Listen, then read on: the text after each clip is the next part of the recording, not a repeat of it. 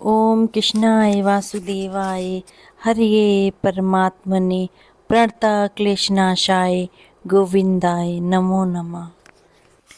वट सावित्री व्रत की आप सबको बहुत बहुत बधाई हो। पूजा विधि इस प्रकार से है। आपको सुबह जल्दी उठ के स्नान करना है, 16 श्रृंगार करना है। जिस तरीके से आप करवा चौथ में तैयार होती हैं उस तरीके से बिंदी, कुमकुम, चूड़ी, आलता, पायल, बिछुआ, मंगलसूत्र आपको सब कुछ धारण करना है। बरगद के पेड़ के पास जाके आपको उसे जल, हल्दी, कुमकुम और फूल अर्पित करने हैं। कच्चे सूत धागे से बरगद की तने की 7 या फिर 108 बार परिक्रमा करनी है।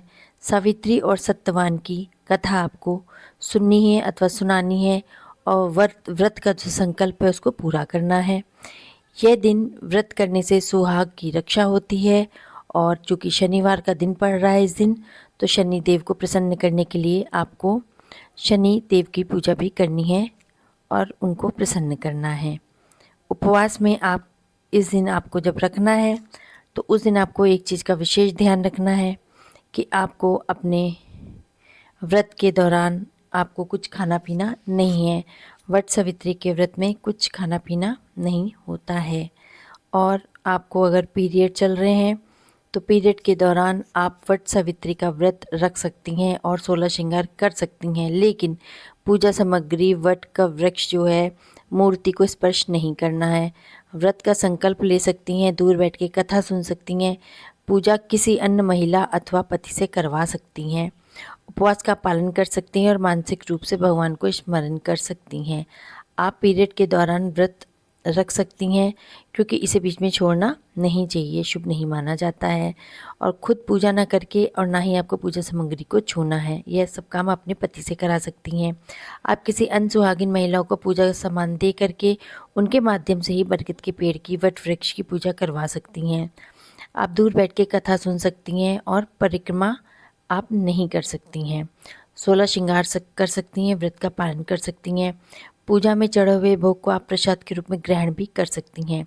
लेकिन अगर आपके पीरियड चल रहे हैं तो आपको थोड़ी सी सावधानी बरतनी बहुत आवश्यक है। और आपको वट सावित्री का जो व्रत है वो निर्जला ही बिना पानी पिए रखा जाता है।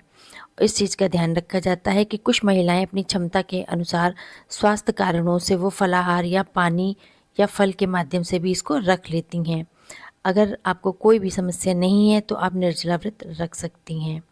और व्रत का पालन करने के बाद आपको भीगा चना और प्रसाद खाना है। निर्जला रहने का मतलब होता है कि महिलाएं अखंड सौभाग्य की कामना से सुबह तैयार होकर वट वृक्ष के नीचे निर्जला उपवास रख के पूजा करती हैं। वट वृक्ष पे जल चढ़ाने के बाद वे पूरे दिन जल या भोजन ग्रहण नहीं करती हैं और शाम को सत्यवान सावित्री की कथा को सुनती हैं। इस प्रकार से आपको ये सब करना है। और इस दिन जो व्रती महिला हैं उनको सामान्य नमक और अनाज का सेवन नहीं करना चाहिए। ये कुछ सावधानियां हैं जो कि बरतनी आपके लिए अति आवश्यक है। वर्ष 2026 में वट सावित्री का जो व्रत है वह मुख्य रूप से 16 मई 2026 शनिवार को रखा जाएगा। यह व्रत ज्येष्ठ अमावस्या तिथि को होता है जो अखंड सौभाग्य के लिए मनाया जाता है। अमावस्या तिथि 16 मई को शुरू होगी और इसका समापन 17 मई को होगा। इस दिन शनि जयंती भी मनाई जाएगी। वट सावित्री व्रत की जो तिथि है और जो शुभ मुहूर्त है वो इस प्रकार है। वट सावित्री की जो व्रत तिथि है वो है 16 मई 2026 शनिवार को ये व्रत रखा जाएगा। अमावस्या तिथि का आरंभ 16 मई 2026 की सुबह 5:11 पे होगा और अमावस्या तिथि का जो समापन है वो 17 मई 2026 की रात को 1:30 पे होगा। पूजा का जो शुभ मुहूर्त है वो है सुबह 7:12 से लेके सुबह 8:54 तक का। पूजा विधि इस प्रकार से है। इस व्रत को सुहागिन महिलाएं रखती हैं। वो अपने पति की लंबी आयु के लिए और सुखद वैवाहिक जीवन के लिए इस व्रत को करती हैं। इस दिन बरगद के पेड़ की वट वृक्ष के नीचे सावित्री और सत्यवान की पूजा की जाती है। यह व्रत पति की लंबी आयु, सुखी वैवाहिक जीवन के लिए रखा जाता है। इस दिन चूंकि शनि जयंती भी है तो 2026 में वट सावित्री व्रत शनिवार के दिन पड़ रहा है, इसलिए इस दिन शनि जयंती भी मनाई जाएगी, जो कि बहुत ही शुभ संयोग माना जा रहा है। वट सावित्री का व्रत बहुत ही ज़्यादा महत्वपूर्ण माना गया है। इसको सुहागिन महिलाएं बहुत ही चाव के साथ रखती हैं, जैसे वो करवा चौथ का त्यौहार मनाती हैं।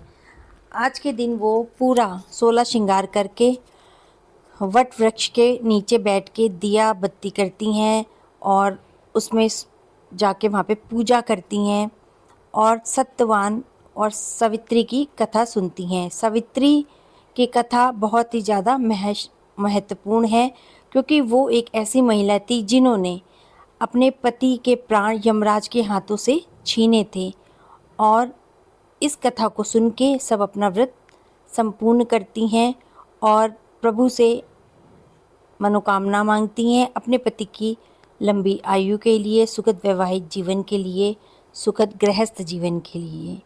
ओम नमो भगवते वासुदेवाय। अगर आपको जानकारी अच्छी लगी हो तो मेरे चैनल को, मेरे वीडियो को लाइक, शेयर और सब्सक्राइब करिएगा। धन्यवाद।